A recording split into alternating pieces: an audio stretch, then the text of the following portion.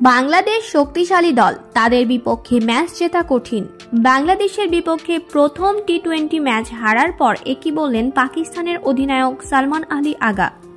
বিস্তারিত দেখুন পুরো ভিডিওতে। দর্শক, মিরপুরের চেনা কন্ডিশনে ফিরেই যেন নিজেদের হারানো আত্মবিশ্বাস খুঁজে পেল বাংলাদেশ। সর্বশেষ পাকিস্তান সফরে স্বাগতিকদের বিপক্ষে টি-20তে হোয়াইট ওয়াশ হয়েছিল বাংলাদেশ টাইগাররা। এবার ঘরের মাঠে যেন সেই প্রতিশোধই নিতে চায় বাংলাদেশ। সিরিজের প্রথম টি-20তে পাকিস্তানকে পাত্তাই দিল না লিটন দাসের দল।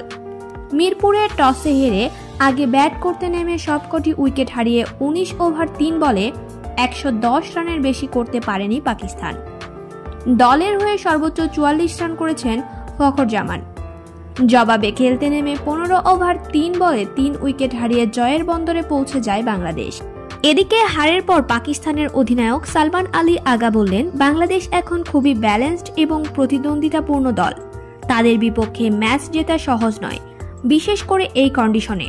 ওদের স্পিন, বোলিং আর ব্যাটিং লাইন আপ সত্যিই প্রশংসার যোগ্য।